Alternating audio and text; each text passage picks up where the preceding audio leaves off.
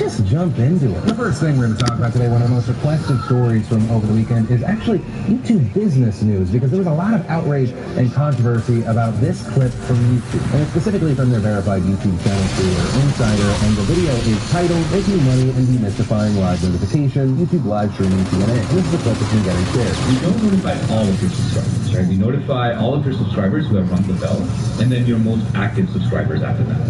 Okay, so we try to notify the people who we believe would be most likely to tune in and watch your content. That's right. While it's live. That's right. While not necessarily overwhelming and spamming all of your subscribers with these notifications. That's right. That makes sense to me. Yeah. That's what we see our users want.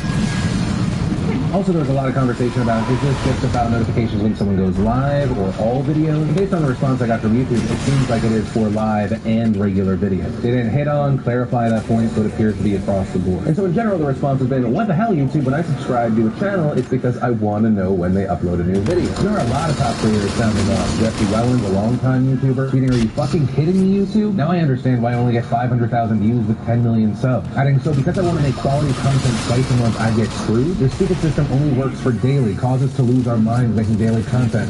So frustrating. The question a lot of people had after watching this video is, okay, if I don't have a bell check, but I did subscribe to someone because I do want to watch more of their content, what exactly happened? And they actually hit on this in that video. If they don't ring the bell and they're just subscribers, then you put them in an occasional notification state. So that means that they get algorithmically determined notifications. Also there, but what it really means, what that really just means is that your most active subscribers, so users who are watching your channel and your live streams, are going to get notifications as soon as you go live. We also send notifications to users who aren't your subscribers, but they also watch your content very actively, and you think they'll be interested in watching your live stream, so we send them notifications as well. And so essentially YouTube's saying that there are tiers to subscriptions. You can subscribe, and based off of your actual intake of a certain piece of content, you will get notifications based off of the algorithm, right? That if you're just doing this, you're saying, I'm the kind of user that, yeah, sometimes I would like notifications, but I know the person's schedule, I know that I can just check my subscription tab, and if you want the most premium version of subscriptions, notifications when it actually comes out, you gotta ring that bell. I also reached out to YouTube, and they said that the reason that they did this is that they had notifications for everyone. What they ended up noticing was that the click-through rate for that individual user would go down. They also saw more users unsubscribing from YouTubers, and they also saw an increase in people turning off notifications for the entire app. I have to say, as someone that's been, in the past week, negatively affected in different ways by the algorithm, obviously hearing this, it concerns me. There's also just a lot about YouTube that doesn't seem to make sense. Example, Healthy Baker put out a video yesterday saying, face reveal, 10 million subscribers, here's a face reveal, 12 million views, but when I went to trending this morning for the United States, there's a Sidemen video that did get a lot of traction, 2.9 million, a BuzzFeed video, 2.9 million, and then a blog about a puppy that has 276,000 views. I'm just saying there are a lot of questions. But at the same time, as a person that consumes a lot of YouTube, I also understand. Like, I'm subscribed to a ton of channels on YouTube, but I don't want notifications every single time those videos come out. There are a few that are my daily or weekly go-tos that I make sure that I have notifications on, and then in my personal experience, I'll go to subscription. That said, the system seems to be built towards subscriber drop-off. Like, the question becomes, okay, let's say you stop watching someone for a little bit. You don't have the bell check. At what point will YouTube stop notifying you? Because once YouTube stops notifying you, it's probably a lot less likely that you'll get that viewer back. But YouTube would most likely argue that you pretty much lost that viewer by that point. But at the same time, I get the general frustration, because while all of this happens, we are still talking about a YouTube ecosystem that seemingly, there were a lot of people saying that. It seemed to be that during like the Logan Paul scandal back in the day, even a lot of people that weren't subscribed to him because they were watching his content to see what the hell is happening, they were getting notifications for this guy's channel that they weren't subscribing to, which most likely probably went to Logan Paul getting 1 million subscribers during a massive suicide controversy. The system in place focused on Logan rather than other actual subscriptions that person would have. I want to end this story on two notes. One is if you subscribe to someone because you really like, they're like top 10th of your viewership, make sure after you hit subscribe, you also hit that bell so you get notifications. You have to do work. That is I want to know the moment this gets released. For sure, I want to make sure I know when there is definitely a video, and a regular subscription, as I want these kind of things to pop up in my feed, and when I hit subscriptions, I'll get around to them. And two, I'd love to know your thoughts on this. Do you think that this system as is, that makes sense, or no, it's ridiculous? Or actually, this does make sense, but YouTube needs to do a better job explaining this? Whatever you think on this, I'd love to know in those comments down below. And over the past 24 hours, we've seen a lot of Stormy Daniels back in the news, but I do think that it's important to note that there's very little new information. Stormy had an interview with 60 Minutes that aired on Sunday, and in it she details the affair in detail. There's really no point going into that again. It really hits home home on that she was not a victim, that this was consensual. But the new information is she went into detail about how she was threatened after she did a 2011 interview with In Touch magazine, and here's her talking about that. I was in a parking lot going to a fitness class with my infant daughter, taking, the seat facing backwards in the back seat, diaper bag, getting all the stuff out, and a guy walked up on me and said to me, "Leave Trump alone, forget the story." And then he leaned around and looked at my daughter and said, a beautiful little girl, it'd be a shame if something happened to her mom. And then he was gone. And so because of this alleged threat, she said she was concerned for her family's safety. She said she feared she would face legal repercussions if she didn't just take the money and go along with the denial. Regarding having texts or pictures with Trump, she said that her lawyer advised her not to talk about that at this time. We also know that Donald Trump's lawyer's lawyer has sent a cease and desist to Stormy's lawyer, saying, "I hereby demand that you and your client cease and desist from making any further false and defamatory statements about my client, that you immediately retract and apologize to Mr. Cohen through the national media for your defamatory statements on 60 Minutes, and make clear that you have no facts or evidence whatsoever to support your allegations that my client had anything whatsoever to do with this alleged thug." We also got a response from the White House today. Was the president aware of a physical threat made against Ms. Daniels when she was with her daughter back in 2011? Well, the president doesn't believe that any of the claims that Ms. Daniels made last night in the interview are accurate. He doesn't believe she was threatened? No, he does not. What's his basis for that? Sorry? What's his basis for that? Well, he just doesn't believe that, there's nothing to corroborate her claim. And so as of right now, that is where we are. It will be interesting to see how this situation develops, even though the Summer Zervo story, that situation, that is potentially more meaningful in the grand scheme of things. But if you're someone that's hoping that the story goes away very soon, it might not. According to CBS, 60 Minutes was delivered to more than 22 million people. It's the largest audience they've had since 2008, which actually, funny enough, was the first sit-down interview with President-elect Barack Obama and his wife Michelle Obama for their first post-election interview. But ultimately, we'll have to wait and see if that is true. But from that, I want to share some stuff I love today. And today in Awesome, brought to you by Postmates. Postmates, of course, fantastic delivery on-demand app. You want something from a store, a restaurant, boom, open up the app, they will deliver it to your house, your office, your wherever. And I have to say, for me personally, it is the ultimate convenience, a massive time saver, and just anytime I don't have to be around people that I had to be around people in the past, I'm a fan. And so with that said, if you want to try it out like many from the nation already have, go to postofranco.com, download the app, make sure you enter in offer code BILLY. If you enter in that code, they will give you $100 in free delivery credit. And the first bit of awesome is FX released the first look at Season 2 of Legion. I am very excited, and I recommend, with an asterisk, if you haven't seen the first season, I highly recommend it, but it's not going to be for everyone. Also, in a bit of awesome, I would like to confirm on YouTube, I already did it on Twitter,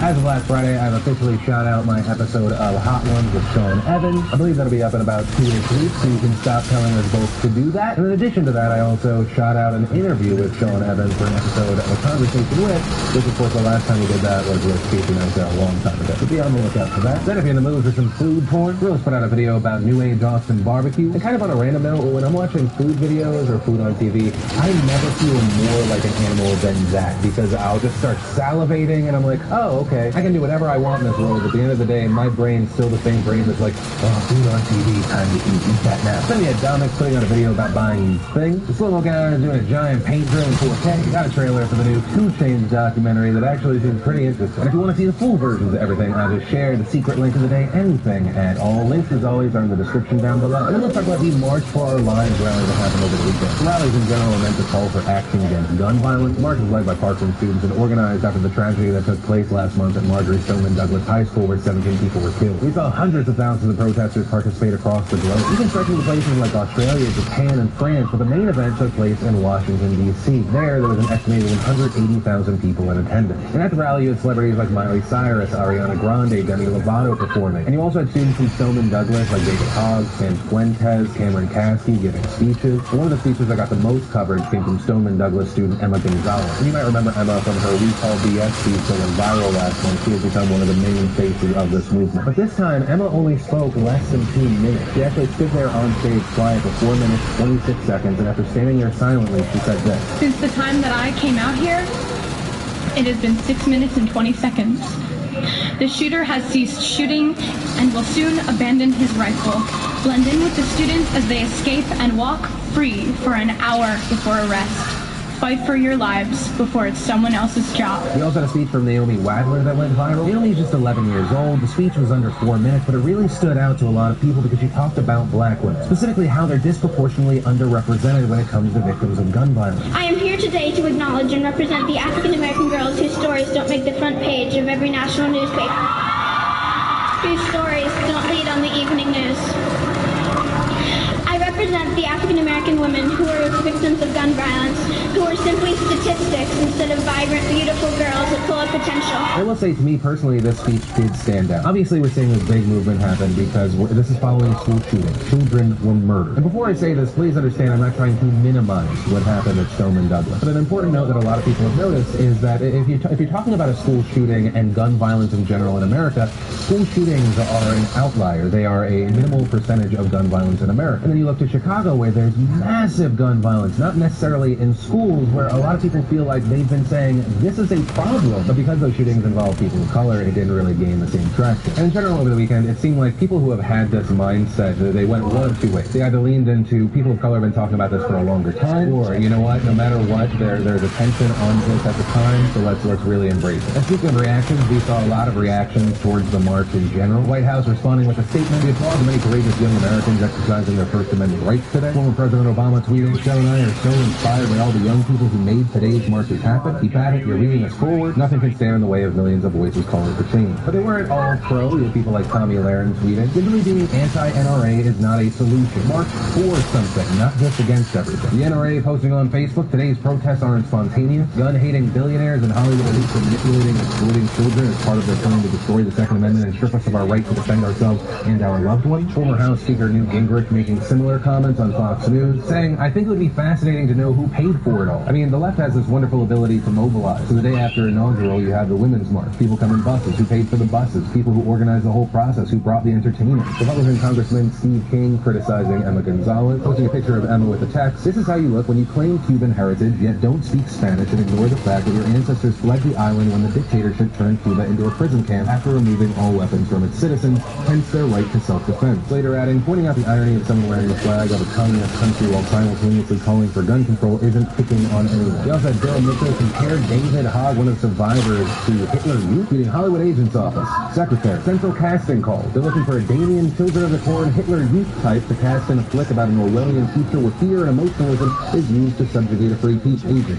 Nailed it. And I will say that another one I hit on here is if you want to disagree or you want to attack the argument of one of these Parkland, Florida kids, go for it. When you start talking about someone looking like Hitler, you children of the corn, I mean, you're being a fucking asshole. A disgusting asshole who shouldn't be taken seriously. Also, back to Emma Gonzalez, there was a GIF and pictures of her ripping up the Constitution being spread around. That image is actually doctored. It originated from a Teen Vogue story that was released on March 23rd, and it originally showed her ripping up a Target poster. And so there was just this fake picture / GIF that was being shared for a while. It appears that it may have originated from a social media account called The Gab. They ended up confirming it was fake about 4 hours after posting the original, tweeting, this is obviously a parody / satire. You're all mad because it's believable, isn't it? That's the best type of satire. It's a comedic reflection of reality. We also saw criticism about some of the signs that are being held at these rallies. Like this one with a young kid with a sign that reads, when I said I'd rather die than go to math class, that was hyperbole, asshole. And so you had people criticizing the language, also people saying they were exploiting their children for their agenda. Some of the other signs that made their way on social media, it was harder to buy this poster board than an AR-15, something is wrong. Girls' clothing is more regulated than guns. Let's ban guns like we ban boobs. A lot of people pointing out that those signs really missed the mark. But I think I do want to note there, whether it be kind of a left-leaning rally or a right-leaning rally,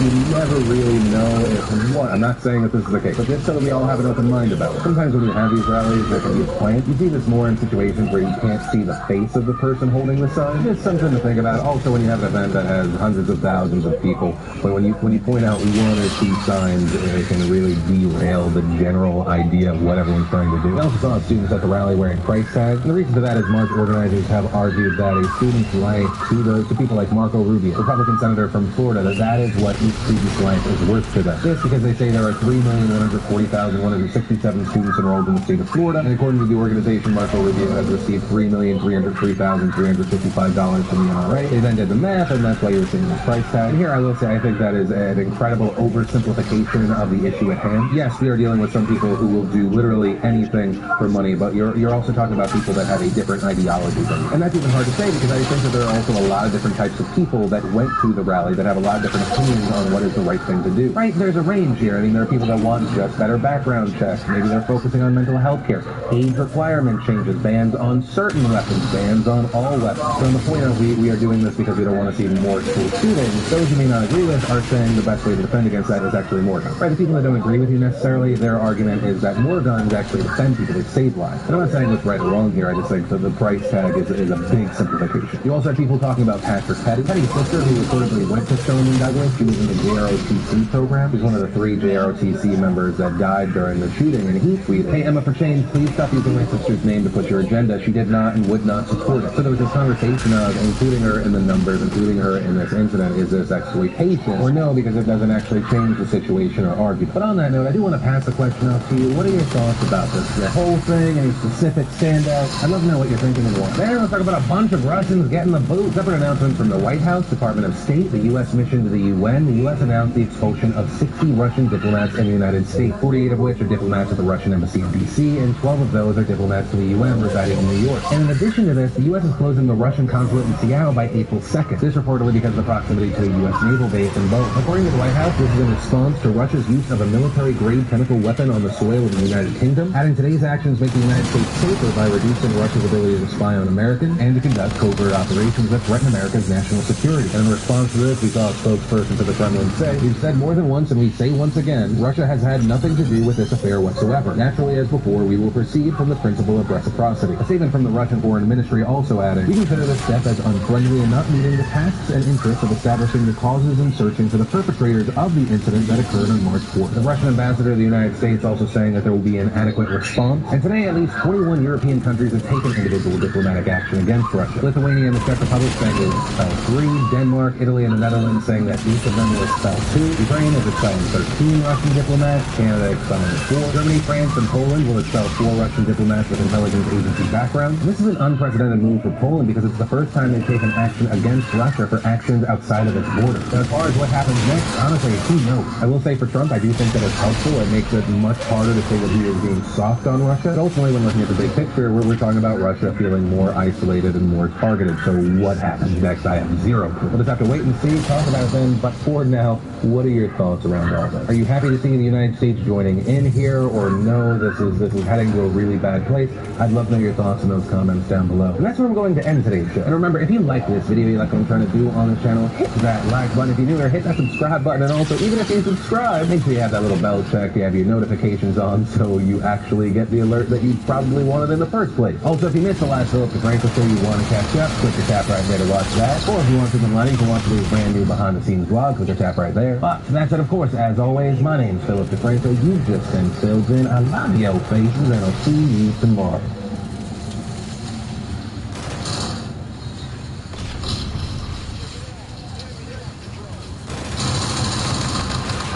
Welcome, everybody, to the H3 Podcast Live. Thank you to Dollar Shave Club, Quip, and him for sponsoring this episode of the H3 Podcast. God bless you. Today's guest... Oh, I forgot to open the channel. Today's guest is the Lord of Spike. The greatest interviewer of all time. Generation. I don't know if we can say all time. Okay. I don't think I'm getting too excited. I would not. I'm getting too excited. But I could say, it may be that you become that. Because you're a young man, you have much of your good work ahead of you. Yeah, but you're setting me up, I feel like. Okay. Big.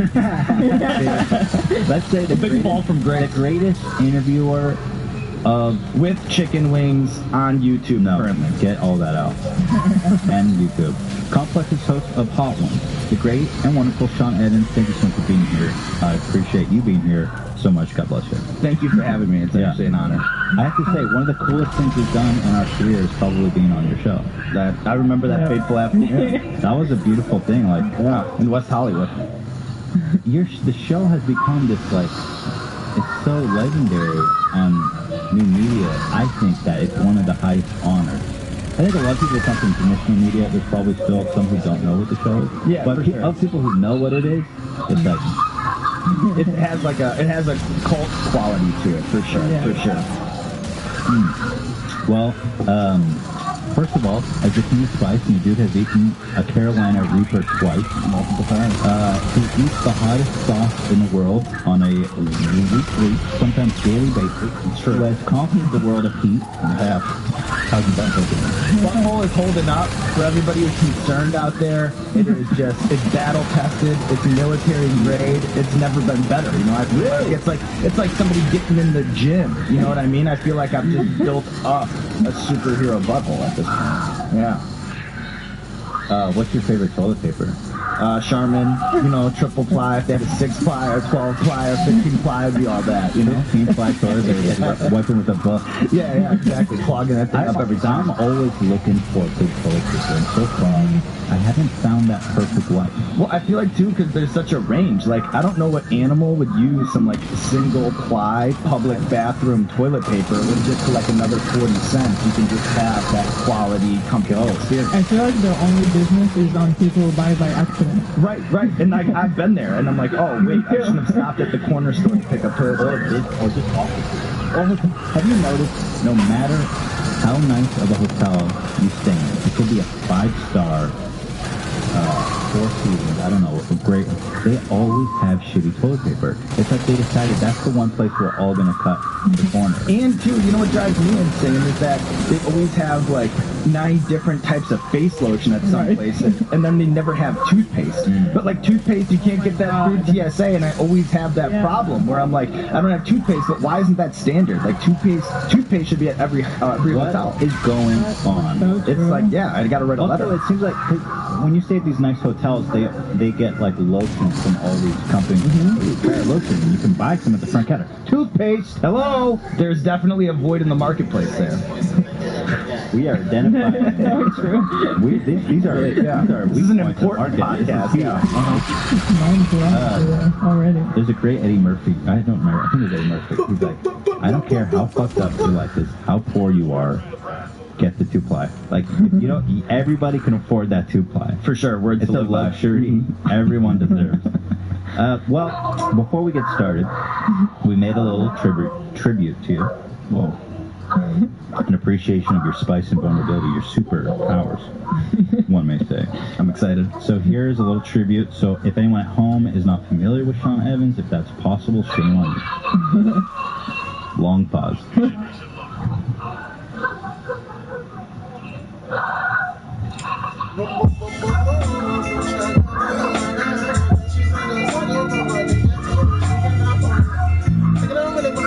morning, welcome back to Everyday Struggle. I'm the Doctor here with DJ Academics, Wayno, and Star. Gentlemen, what's going on? Hey. Yeah, I was sick the last. Okay. I got over that little flu or whatever it is, the top flu I call it. Flu. But I'm back. A weekend in the Caribbean healed you, or what? A weekend in the Caribbean and also Father Time and God. It definitely helped me. Praise Jesus. Praise Jesus. Here we go. Well, you guys' weekend. Well, not as good as yours. Actually, you want to take a look? Let's see what Ak was doing in DR this weekend. He's 69, man. You're following the ability. Welcome to the Brunch Club, the biggest platform on earth. 50 million subscribers. This is going to be your biggest look ever on earth, man. Listen, we doing you a favor by bringing you up here. But, you're doing yourself a favor. To be honest, this is going to be your highest rated video, right?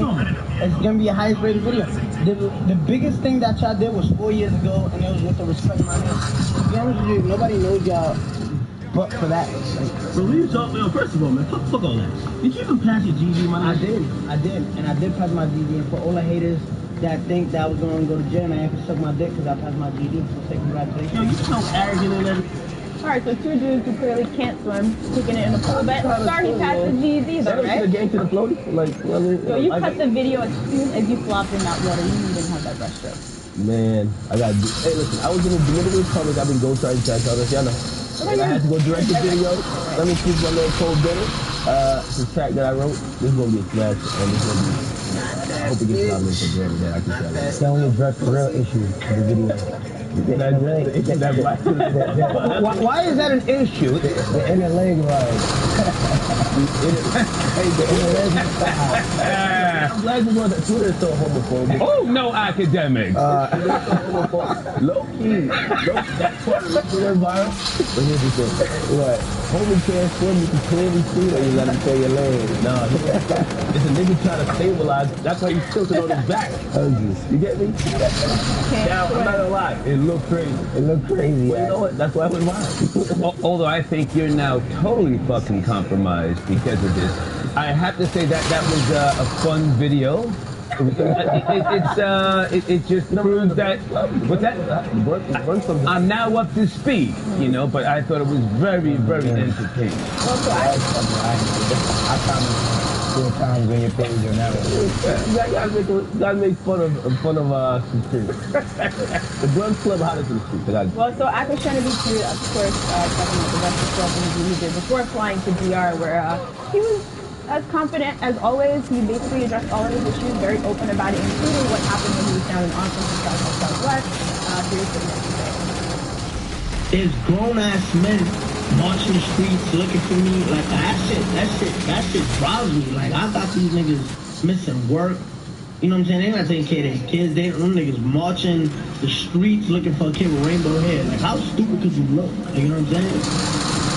Alright, so he also made some dismissive comments about YG, who later tweeted fuck 6ix9ine. But after watching this, should rappers engage at this point? It's clear that he knows what he's doing and he's having fun with it. Getting under people's skin. Well, I'm gonna comment on the interview first. This interview is the first I've ever seen a rapper, especially a young rapper, go up to the breakfast club and you fuck Charlamagne like you in the goddamn ballerina, man. Like, Charlamagne trolls a lot. And he trolls artists, not completely, but he'll say certain troll shit that's funny. And this kid, he is naturally a troll. I just told him, he's a troll. He went up there and he had an answer for everything. He hit back pretty quick. And they weren't prepared enough to kind of corner him on anything. So, like, I mean, me listening back to it, I seen a bunch of holes in what he said, but in the actual interview, he did great. And for a new artist who gets no media training, as we talk about, to go up to the Breakfast Club, a place where you're gonna get asked everything and to handle it, I thought that was great. Well, he had a good strategy, right? He would make the point he wanted to make and overtalk. Yeah, exactly. I think he was just natural. If you're finished, I'd like to jump in. I want to be sensitive because I don't want to come off as hating on the Breakfast Club. I used to be at Power 105.1 syndicated into 11 states. This was a horrible interview. Horrible, in my opinion. This young man was attacked by these people that are supposed to be at the forefront of the culture, the art form. And I don't want to call out names, but they sounded somewhat out of the loop. And he was attacked. And I thought he handled himself very well. He was wide awake, no sunglasses early in the morning, and he looked tired. But yeah, he spun this. He defended himself. He's the hottest nigga in the country right now. Fuck just in the country. And what he said was accurate because he seems to have an understanding of the landscape. I think this is their biggest interview on YouTube. I don't know. It's the fastest one. Fastest one. Yeah. I have to say salute to Bowie, though. He handled this well. And again, he was attacked. Yeah, no, that goes over fucking fine. And I'm not saying that to shit on him or to pound him, but even he says, grown-ass men are chasing a guy with fucking colored hair. He passed the GED, salute. Buckwall passes his. But I was on his side rooting for him. And let me also just say this. Why they attacked him, I don't know. They seem to be so concerned about his safety, gang talk, yada, yada, yada. But other people have come on that platform, promoted the gang activity lifestyle, and they sucked their dick. Why did they come after him? That's beyond me, but he handled himself well. I'm kind of thrown off. I don't know how to take Tekashi anymore. I don't know if he's dead serious or he's just absolutely joking. I don't know what it is anymore. Like, when I've seen the interview, it was very entertaining, super entertaining. But I'm just like, I don't know if he's dead serious about some of the shit he's saying, or he's just joking. I don't know anymore. Like, there was some gems in there. A lot of gems. I thought he handled a question when Charlamagne said, "Yo, well, if you're a gangster, why didn't you go with? There was 100 people at your show. Why didn't you go?" He said, "It's the difference between gangster and stupid." And for a kid to actually have that response, there's a lot because that's not a kid. Okay. Like, no, listen. Like, he keeps. All right. It's a few things I got from it. I don't mean to cut you off. Like, it's a few things I got from it. It's like, okay, That's why I say I don't know if he's dead serious or not, because he's a grown man too. He has a child too. So it's like, I don't know if he's just playing around with people or if he's dead serious.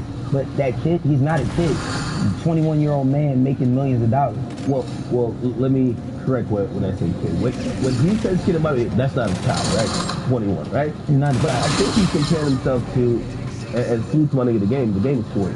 He's 21. The game been in the industry for 10, 15 years. This is year one for him. He's comparing himself, he's saying that all these guys who are clearly, they shouldn't be concerned with the rookie now in the game doing some shit, but they're all trying to focus towards me. But they're not concerned with him because he's a great rapper. They're concerned with him because he's being disrespectful for what they feel their culture is, whether anybody cares about it or not. That's why people are concerned with it. It's not like people just picking him out of nowhere. And that's where I actually agree. And that's, I believe, the record players, they were trying to make a point. They could have done that. But there was one hypocritical statement he said, right? Because he did say, yo, I have freedom of speech. I can say what I want. I don't threaten anyone particularly. And I think that's where it kind of gets a little bit hazy, because everybody who's either showed up or marched in the streets, whatever, you never threatened them personally, but do they feel disrespected because of how he portrayed their city or whatever? Yeah, so that's why they're doing something about it. Do they have that right? Sure. Yes, the freedom of speech thing goes both ways. But you can't really say it's just freedom of speech and then in the next breath say, test my gangster. I disagree with you. I think the culture you just said is being redefined right now. There are no parameters. There are no guidelines. There is no council, with the exception of what Q-Tip and LL Cool J and MC Light are doing. I don't know if that's national council. There is no parameters. He's playing the game. I have to say, and I'm nobody's fan, but salute to Bozo. He's playing the fucking game. I think playing the industry game. I think what you're talking about doing is attacking the industry. They're saying like the music industry, and you're playing with the streets. And it's all the same now. Is it? It's all the same. Everybody wants to be a rapper. Nobody wants to be a drug dealer anymore, because they know that's a fucking benefit. He's riding the fence. He's doing it well. And again, I'm not a fucking fan, but I have to respect how he's maneuvering. I say, like, he's either a genius or he's fucking crazy. Like, he's either a mad scientist or he's like this genius. I don't know. It's like, is he just doing this because it's helping him win? But at the same time, it could be detrimental to your health. You know what I He mean? feels that, by the way, he compared himself before Floyd Mayweather, right? Where I don't think it's an undefeated thing, but Floyd Mayweather made the majority of his money from people buying pay-per-view hoping to see him get knocked out. Right. Every time you get online, like, is his chain getting snatched? Right. Is someone finally doing something? Yes. And every time it doesn't happen, more people keep coming. And why is the Breakfast Club so concerned about his safety? They play music that antagonizes, that intensifies, that celebrates the ignorance of the fucking streets. I know this to be true.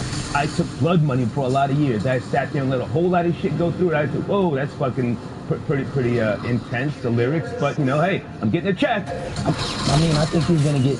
I don't think that they're attacking him. These are the questions. These are the questions that you're going to get asked based on your actions. Like, I get where you're coming from with that, but they're going to ask him, like, yo, why do you keep doing all of this gang shit if you don't really want no...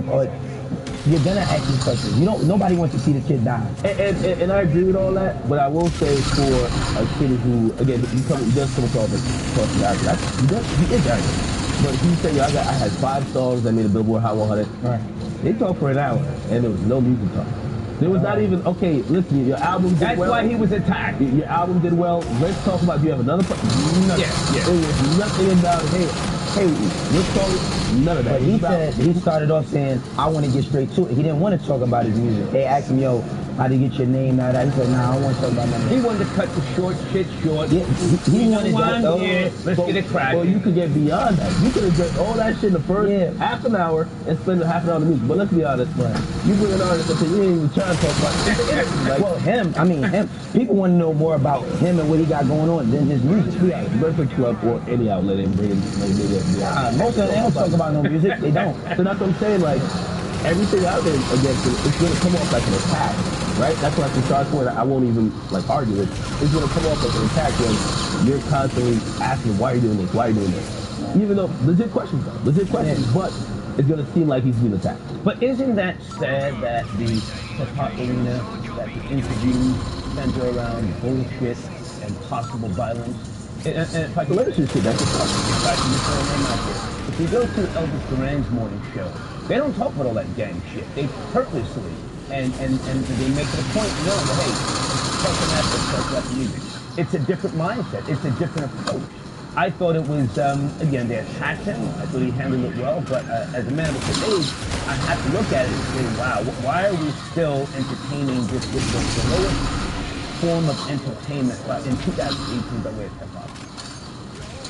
So again, a rapper like YG watching this interview could understand why he would be offended. At this point, is it worth even engaging knowing that this is how the crowd feels? Like he's not taking any of this seriously. Is that the news? Cloud chasing. New slang? I would like to use the YG of cloud chasing though. Sure. I think those guys are deeply offended. The only thing is that you only add more energy. Honestly, this is what I would say.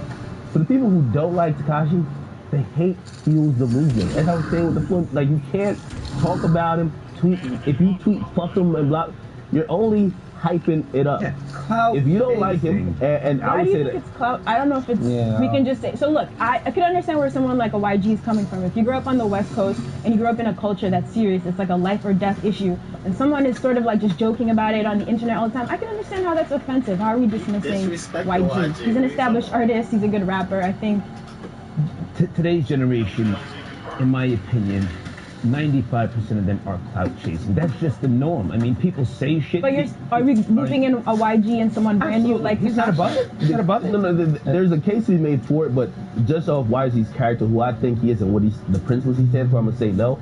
But of course, remember we talked about the song he dropped, the Sue Whoop song, which we kind of were asking, is he talking about Tekashi? Now, if these guys have never met, and you're just talking about the new hottest guy on the block in your song, that might be for some attention. But again, is it because of his music or it's because of what he's doing behind the scenes that he finds offensive? But is he doing it directly to you? There's a lot of people doing some weird shit out here. You're only talking about him because he's hot. No, it's not. He's not talking about him because he's hot. He's repping blood. YG is blood. Like, I don't know if people know how that shit is religion to them. That shit is you can't play with that shit. I'm not arguing that. I'm arguing why are you going out saying that? What other bloods is out here running around acting, doing the shit that he's doing? So that's what I say. It's Chris Brown. No, it's not the same. And they've had their issues too. A lot of people don't know that. They have their issues too. You're just not going to see everything in the media. It's Chris Brown. Blood, he talks that hot. He is. Yeah? He is. He's also a singer and a dancer. So and he intertwines all that. He's also in LA with Bloods on the ground out there. Right? With the whole, it's not that. I hear what you're saying. Right. But was Chris Brown ever gangbanger? No, but the issue is not about him. Listen, the issue is not about him gangbanging. Tekashi can do all the shit that he's doing. It's just when you start putting up like the video that you had on your page, where people was in the background saying, fuck LA, we the new LA, that shit is offensive. And that's coming from people that have never go to LA. And that shit is dangerous.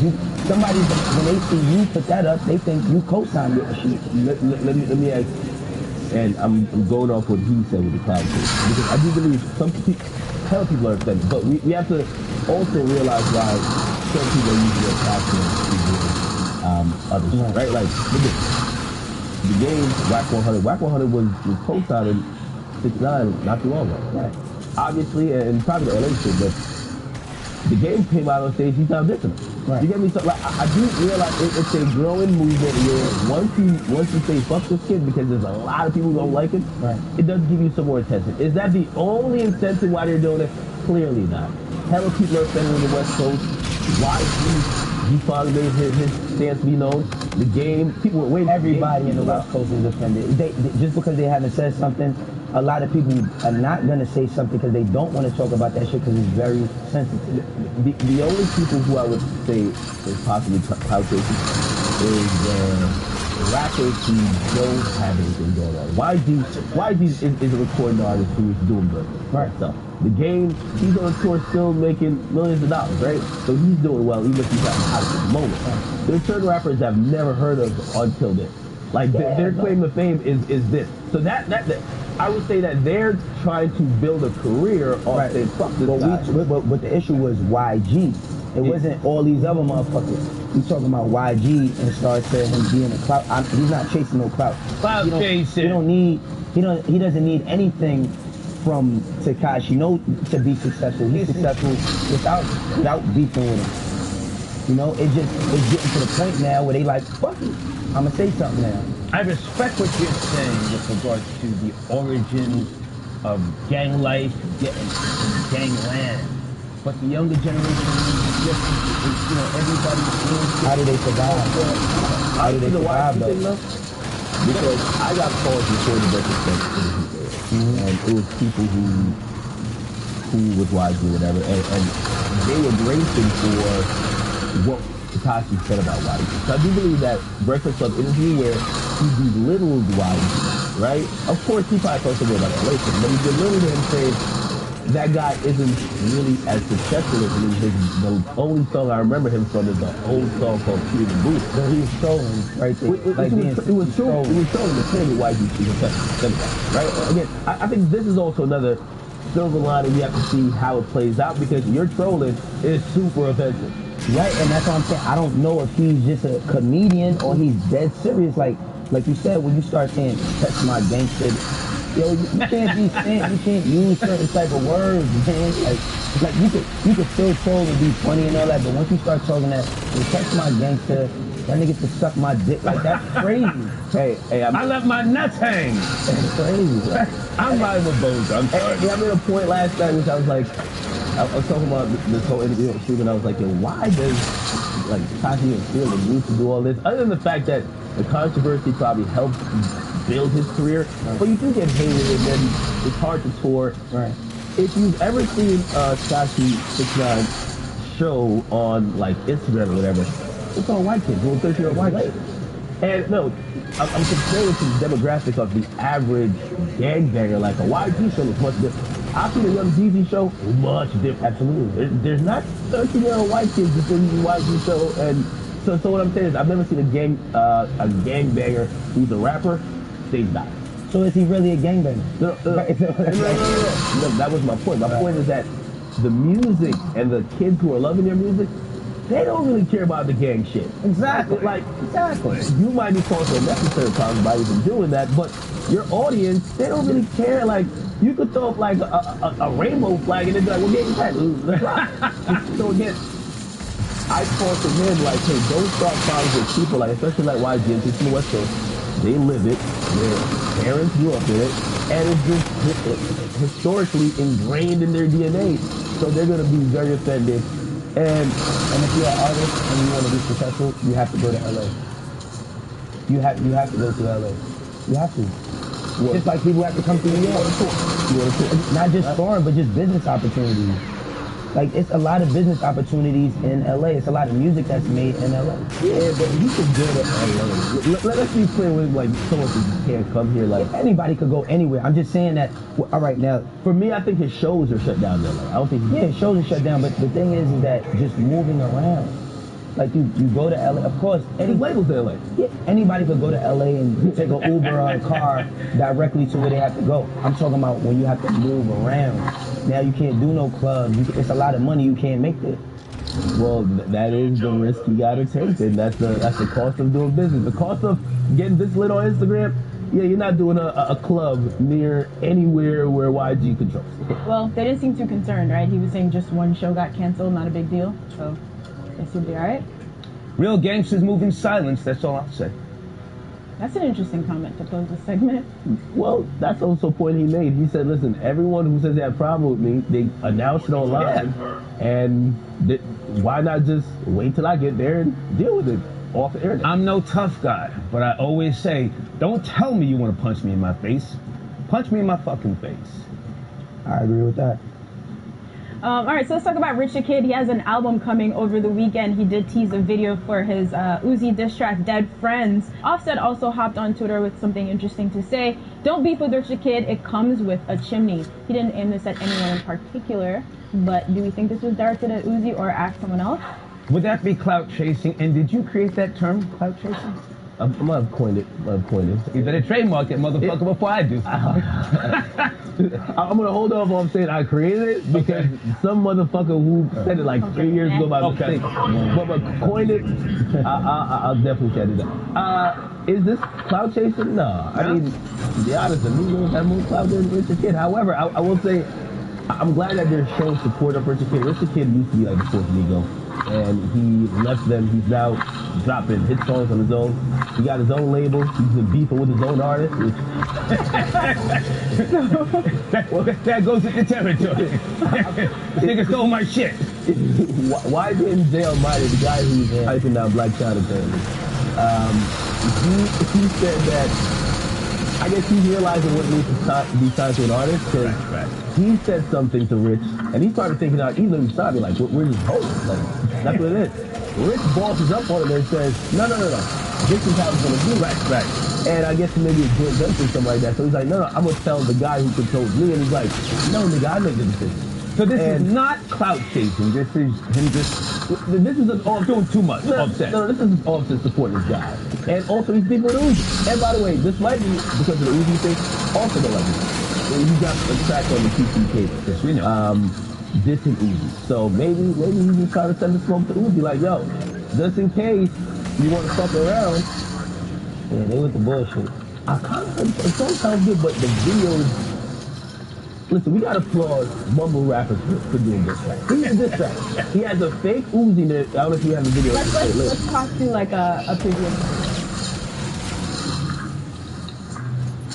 Now, Uzi is a artist who signed away all his rights to his label. You and that little Uzi bird, man. You said he's your son?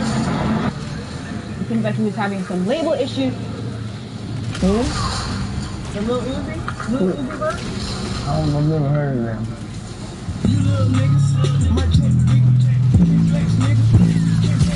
If you guys just saw the video, he has a fake Uzi in there. Right. He's clowning him. Right. These rappers these days, they deal with their problems on tweets and Instagram story, like right. Tweets. Yeah, whatever. Right? So the fact that he's like making this song, I gotta get that man credit. Now, is it a good promo? Absolutely. Yeah, promo for his album. I mean, Tupac had a fake Biggie and hit him up. Right. I mean, it hit him up. Maybe Rich the Kid taking from Tupac. Absolutely. Tupac still lives on. Exactly. So, I mean, but I was saying, how's it gonna sound? Like, I don't think Uzi's gonna, like, what is he gonna say back? Like, I just can't picture them. You know, Rich the Kid, he's done his shit, but what is he? Oh no, Uzi has a lot. Uzi could shit on his career with one song. But will he? How would it sound? Because the song that Rich the Kid is dropping is called Dead Friends. It's kind of almost playing off Uzi's XO tour life, where he says all my friends are dead. So if I'm Uzi, I would shit on his whole career by saying that one song is your whole career. It is. I think you have to define the lines of clout chasing, because what I see goes in different directions. Entertaining as shit.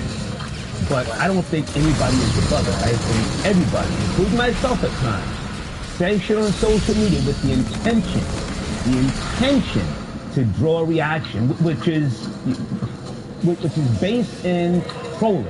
But it's different. So maybe we need to define what is clout chasing. If I had to say what clout chasing is in this situation, Lil Uzi Vert, very hot artist. At this time of point, he doesn't want to be promoted, right? Rich the Kid needs promo. He needs quote unquote clout. You need that buzz. Whatever to get the sales up. He's aiming at Uzi. That's clout chasing. Like, all right, you're not gonna respond to me? Fuck it. I'm gonna drop a song dissing you. And I'm gonna get the energy of people want to see what I'm saying about you. At least on my project. So see, I think everybody does it. And no one is above it. I was about to say, we're bringing it back to the music. He also has 2 great records. I mean, Freezeville, you know what I mean, is doing well, and Plug Walk is doing very well. So I know that he is bringing attention to his project by putting this out, but is it a real situation? Does he feel somewhere about Uzi? I don't think this is just coming out of nowhere. I think they do feel, well, his artist exposed him about that. His artist was like, yo, Playboy Cardi was about to beat your ass for the disrespect to Uzi. And apparently something happened behind the scene where someone who's cool with Uzi was about to fight him or that. Who cares about all that? I have a colorful dread death match. Yeah, you know, what's more interesting, until the video comes out, the most interesting thing about Richard Kid this weekend was that his wife is filed for divorce, man. And all his DMs got leaked. I love that's the bullshit. Yeah. I stay away from that. I'm interested in that. I was loving that. But I'm super happy for Richard Kid. If you asked me 3 years ago, I thought he would be a hype man. And he turned into being his own artist and his own CEO. He started these videos for 20,000. I like that. You got big expectations for this album? You know, like maybe I think he'll start saying 20,000. That was a huge win. A huge win for him. Yo, listen, he got Kendrick Lamar on the song. That's a huge one. Yo, he's the French Montana for young niggas. You don't understand. I remember he got our Frank Ocean to like get in the studio with him. I'm like, nobody don't find him. Everybody. Yeah, he has. Like he got sold. He can't. I'm like, I love the trap with him and Be Red. Early morning trapping. Yeah. That's what I like. Alright, project's coming soon. Let's see what happens. Do you remember a couple weeks ago, Lloyd Banks retired for like a few hours and came back? He's turned to something that actually be more serious. So he tweeted, as the co-summer tour comes to an end, it's inspiring seeing my day one fans since my first album and Class TM 101 come out every night. Now class is coming to an end, it's time for graduation. He's basically saying TM 104 is going to be his last and final album. So if Jeezy really retires, first of all, do you guys think he's going to follow through? And how's his legacy looking at this? I gotta be honest, I've seen the Jay retire 10 times. I've seen Jay retire once. I've seen 50 say he's gonna retire. I think the traditional I'm retired shit after the next album is his promo for the next album. Like, you'll never get another one. Go cop this. Right? Do I believe Jeezy will not make another album? I think he will. Will it be in a timely fashion? No. But he's a guy who does well with touring. He has a great fan base. He's going to be good, and he probably realized at this point there's really no need to keep pushing out music because it's not like he's going to become the hottest artist again. Yeah. He's just constantly here. I think his legacy is solidified. He got 2 classic albums to me.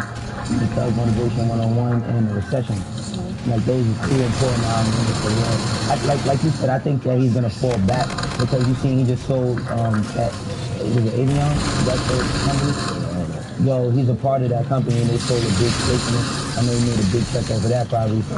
They'll probably just fall back for a bit, but I think he'll put something out maybe a couple of years down the line. But as for right now, he probably wants to chill so he can boss up a bit more. Yeah, when you came on the show, we talked a lot about working with other artists behind the scenes as well. Yeah, you got like some executives to go to. I'm always like weary when artists start talking about retirement. You're only talking about retirement for a certain reason. Like, no one's tours. Like, no one's gonna ever say, no one tours. You know what I mean? Like, that's money.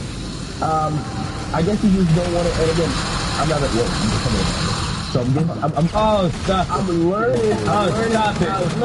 I'm learning how tedious it is to get in the studio and create a full project. Did you say tedious? Okay, 2030. However, but I have to think about Jeezy. It's like a football player, right? They always say for the football player, when they start thinking about retiring, they usually retire like after they have a good Super Bowl run or like a good playoff run. But you know why they should have retired? They don't want to go through that pre-season, like all-season workout shit. Well, with football players, that's tedious. The same with creating an album. Like, you have to literally, sometimes it takes months. I'm a rapper. I'm not mad at Jeezy for announcing his retirement. If he doesn't come back and make any more music, I wouldn't be mad at him. When he came out the gate, he was known as the poor man's Jadakiss. Yes? A lot of people in New York? No? He doesn't know. Well, that was the same. But he earned his the hard way. I gotta respect him. Traveled around the country, carried the South on his back. I'm not mad if he doesn't come back. His talent, he's a talented in terms of business. I need it in a different area. Like, sometimes you just get tired of touring, being on stage, putting out music. The generation is different now. Everybody's a cynic. Everybody's a critic. Not that would knock him off of his position, but he's needed elsewhere. I would rather see Jeezy focus on what it is that he has been doing. A&R with Atlantic. Well, he did YG's album. Okay, but I would rather see young Jeezy step up and knock LA Reid and let these ass niggas the fuck up out of here and really put his match down. He's a good businessman. And again, I have to respect his come up. He earned his the hard way. And when I said that he was known as the poor man's Jadakiss, I wasn't trying to diss him. What I'm saying is that he really had to work. He really had to put a lot into the shows. He's done features with every fucking body. Right. Everybody. That's someone who can relate to other people, who can put the bullshit aside, who can say, hey man, we need to do this for the culture. He uses the word culture a lot. I ain't mad at him. Influence is strong. And again, the greatest power is influence. You couldn't deny his presence, his impact. I know you guys did an extensive interview with him. I saw parts of it. But I wouldn't be mad if he doesn't come back and just focuses on being an executive that this genre, art form, culture truly needs. Yeah, very good point. I'll say one last thing, like with Jeezy, his intros are the most, like, are always the best songs on his album. So if he gives us an intro track at least once a year, I'm cool with him retiring. Oh, yeah, his intro tracks. If he retires good for you now, right? Is he a legend in your eyes? Absolutely, easy. Not just a legend, but a pioneer. Right. Pioneer. Right. I agree. Definitely, when we think of trap music, if there's a Mount Rushmore for trap music, his face is there. But I'm also talking about business because, you know, coming out of the early 2000s, I think he popped off in 2005. I thought it was 2001. His first album came out 2005. Oh, okay. Well, he was with like a group. Yeah, so my point is with regards to business, you know, understanding where the South was at that particular point in time and getting endorsement deals, branching out beyond just putting out music, that's all pioneer shit. Everybody can't manage other people. Everybody can't have a label that puts out artists and avoids fucking drama, tension, and bullshit. He's been very, very successful in doing that over the years. Yeah, I was saying beyond trap music, he's just like one of the best artists ever.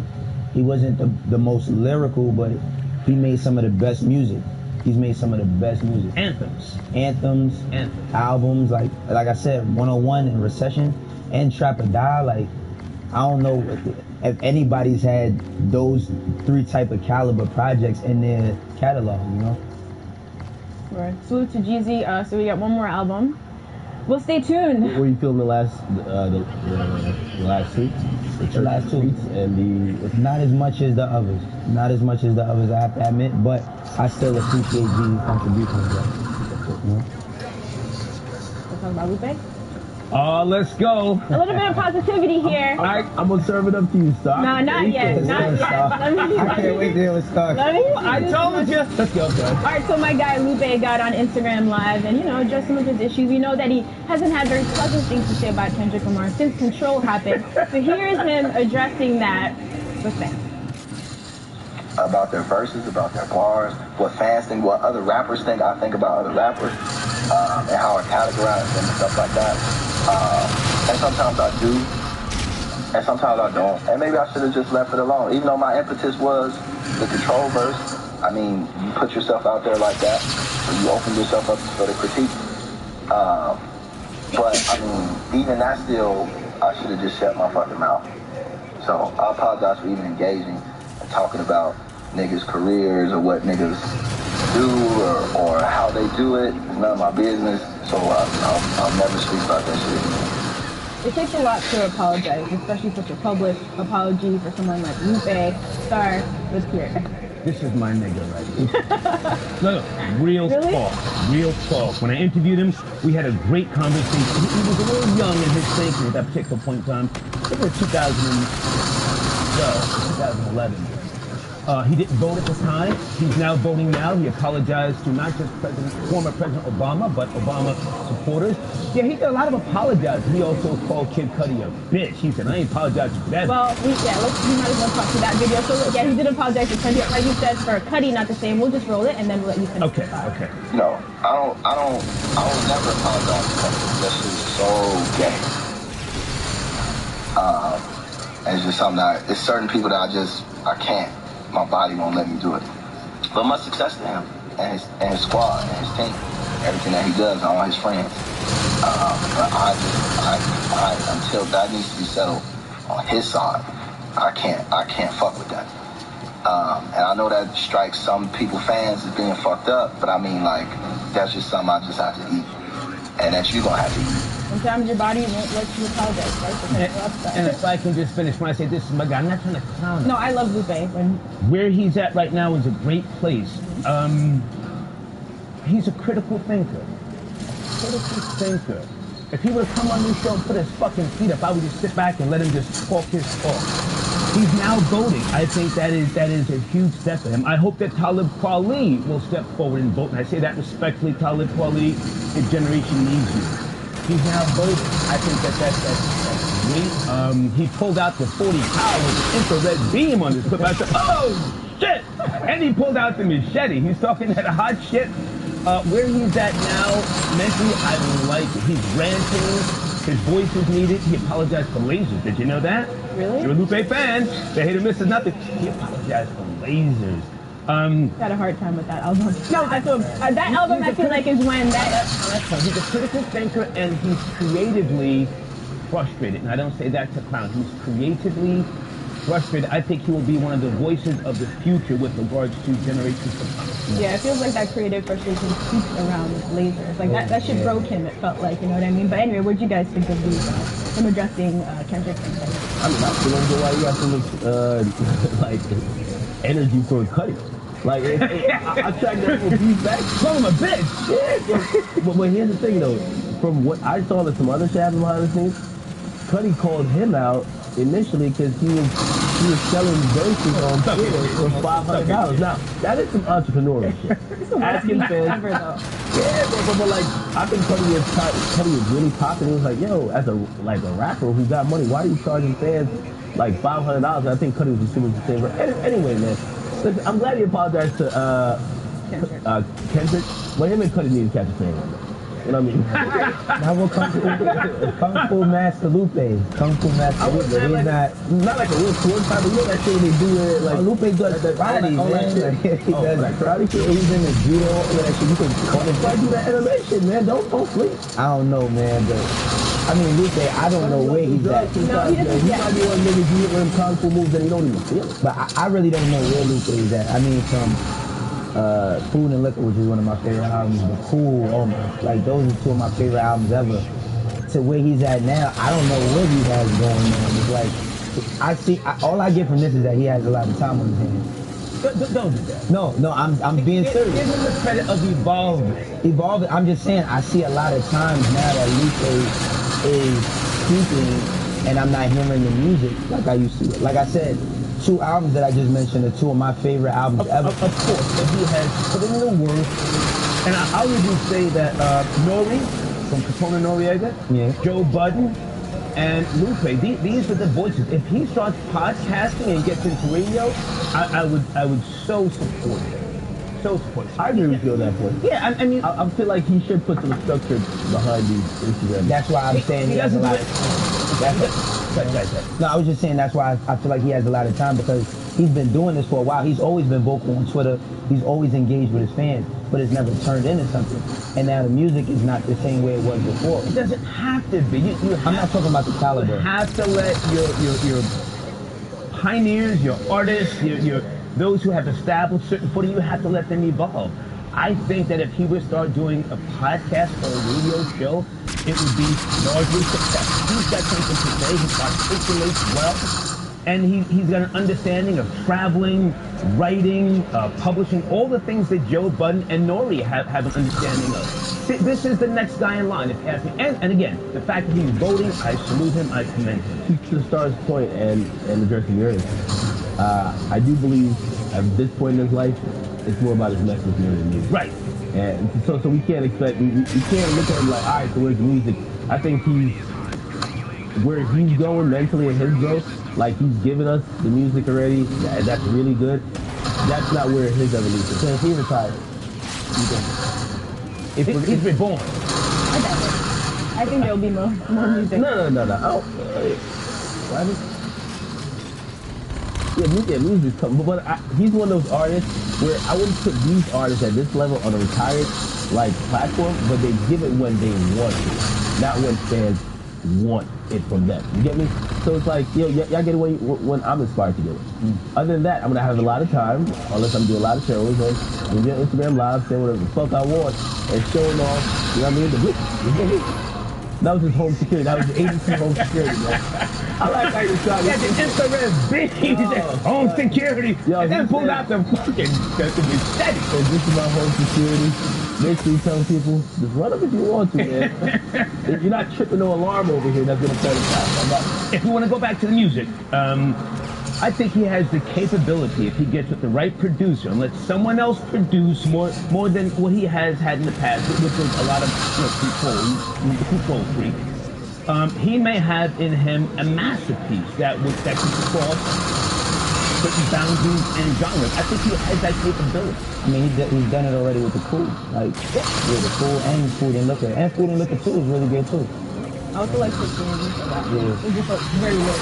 I think most people would listen to it casually, but yo, much love to Lupe as always. Glad to see you doing better. Alright, so Don Q just dropped his new project, Don Talk. He's stopped by Select. Let's check out Grade the Bars. All you new niggas is nursing me. All you new niggas should worship me. And if your mother was ever a smoking, then we probably know that bitch perfect. Internet niggas be searching me. I got them wondering how many niggas is under them. If you can take your notes and study, and hopefully you could be one of them. Once you stumbling, let them know party, I know how to move when they rumbling. When niggas start jumping outside of the party and bodies start dropping and tumbling. Man float on the camcorder, go and tell that hoe I got a plan for her. Fly out in a camcorder, she can tie him up under the jam war. Alright. Bueno, are we feeling it? There's no phone here. I mean, I said... Did he own this there's one? a phone right there. There's a phone Did right you there. see a phone? I didn't. I know last time we spoke about this, you know, you want the artist to really own the freestyle and feel confident. Yeah, I mean, I said this, like, duh, like, he's always gonna be able to do this. And I like this project. I listen to Don Q's project, so that was cool. So what? No hate now? Nah, no hate. I don't got no hate for Don Q. Not at all. Stop instigating, Star. Nah, but I mean, I give him an A+. I give him an A+. Oh, shit. I mean, that's what he does. It's an easy A+. Yeah, that's what he does. No, it's not. No. Why not? You want to go to that? You finished? I'm finished, though. Objectively speaking, on some bullshit. Wait, how do you say objectively speaking on some bullshit? I like that. Okay. It's like, I get no sprinkling some hate. I get it. I think people that wear sunglasses inside or look fugazi. Hear me out. I've never interviewed anybody with sunglasses. I have even told A-list celebrities, I'm not going to interview you with sunglasses. There's no fucking sun in here. He's got the bars. He's got the bars. What's with the sunglasses? Come on, man. I give him a, what I say, B+? Yo, that's hilarious because one time I tried that cool shit at one point in time in my life, I was doing sunglasses. I almost broke my foot because I stepped in some crazy ass potholes trying to be cool. I need to show you certain niggas that wear sunglasses in the club. In the club is one. I need to see your fucking eyes. I couldn't see his eyes. Give him a B+, man. I bigged him up last week. I think I keep a trill on him. Oh man. Alright, so our last one, our Can't Unsee It. Sorry, this is OVO Chops. You can blame him for this one. Here's Roseanne performing California Love during a recent show.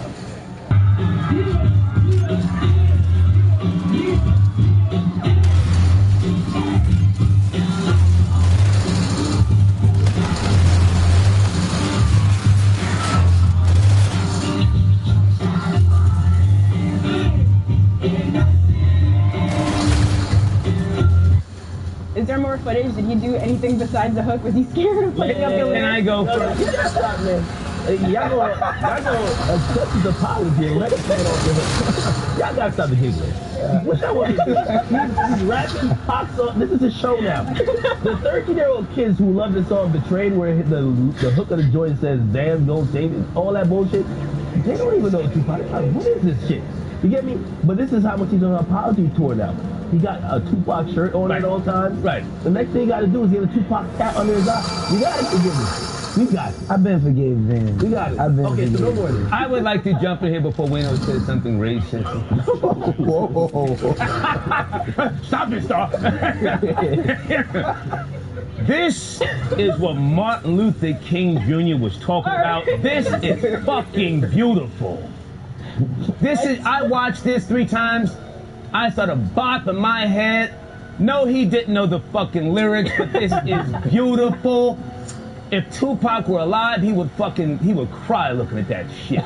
Little white Mexican Hispanic kids singing. He was gonna say something racist. No. I'm supporting and condoning this. Tupac would cry if he saw that shit. Little white kids singing his song.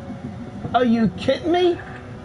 Love it. Oh man. Is Zan's forgiven? I just want everybody because he surpassed being forgiven. Zan is on the road to redemption, man.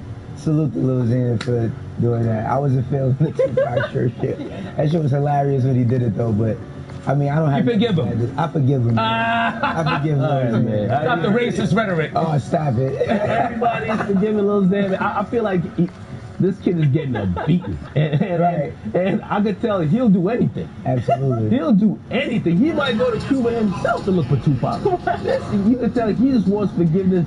He didn't mean anything wrong. I believe he's from California. He is from California. He knows California love him. Yeah. California. Yeah. They don't gotta know Tupac. And of course, like you could tell, like the internet bullies like Wayno, who's a shit. Wayno, you were on Twitter. I didn't get the memo today about this one. I didn't put this in the rundown. By the way, Wayno is like a highly ranked member of Black Twitter, and they've been calling this vulture and running them off the block. You were being racist. I was just not him. Never. Stop but it. They were definitely giving him a tough time. Y'all can't. Let me Eurostep this shit. Y'all not gonna put me in here. Y'all not gonna have no community coming in and my mentions going crazy. Nah. The little 13-year-old community? Nah, I never said nothing racist about that young man. When and if he comes to New York, New Jersey, I'm going to see him live.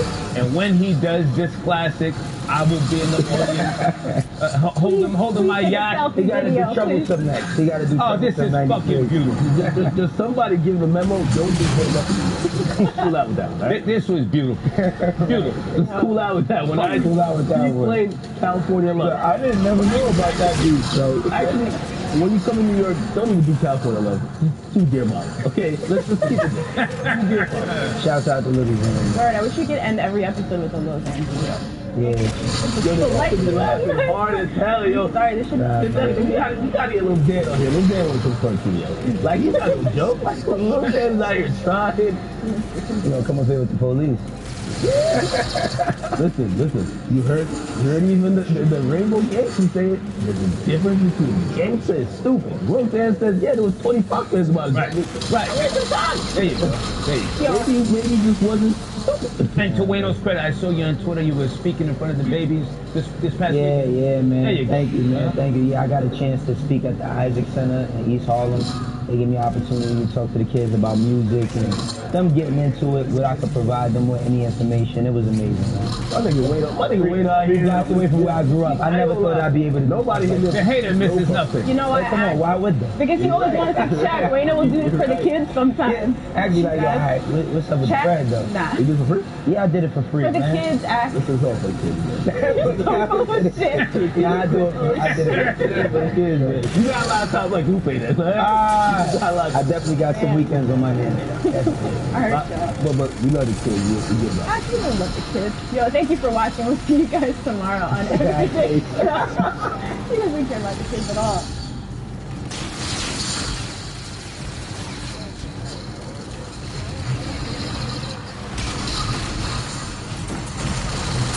Anyway, the most entertaining thing which happened on Friday was this interview. We're gonna go through this shit. I want to start off top because I love Twitter. Y'all love Twitter, and that's why I put on Instagram. Because I only want the Twitter niggas to watch this shit. You Twitter niggas are in your feelings. I love it. I've never had a weekend I enjoyed more than this. Twitter niggas are up in arms. Yo, they're tweeting a mob. Yo, did y'all see these niggas? Yo, personal man. Oh my God. Uncle Charlotte, you were supposed to get him. What the fuck y'all talking about? Right? Now, it happened that the interview with the rainbow hair nigga, it's like one of the most viral things this year. And it's all because of one simple thing. And niggas on Twitter, they're fucking having their head is exploding. They can't understand. It's reverse trolling. Okay. Yo, salute to Charlemagne, man. Charlemagne's a legendary radio person. But ain't nobody gonna sit up here and tell me that Charlemagne is one of the biggest trolls in the game when it comes to him interviewing niggas. When Post Malone sits on his set and he looks at him and says, "What do you do for Black Lives Matter?" And he said some shit that's like, yo, it's like it's almost a non-sequitur. It's like, it doesn't follow. He just says something out of the blue and the artist feel like, oh, what the fuck? And the artist looks flustered and people tweeted and it trends or whatever. Post Malone looks like a sucker. Post Malone even later went on to say, yo, Charlemagne's a troll. He said that. Right? Now, are they cool? I don't know. Twitter, that's what I be telling you. I be fucking with Instagram with Twitter. Twitter loves when the new artists just get fucked up and played on these platforms. Lil Xan says Pac is boring. Oh, we love Lil Xan. Fuck him, you know what I mean? Like, nigga Lil Xan is at the point where he's performing Tupac songs at his shows. There's 13-year-old white girls who don't even know what Tupac is. But Xan is so fucked up mentally over the internet bullying that he got because he went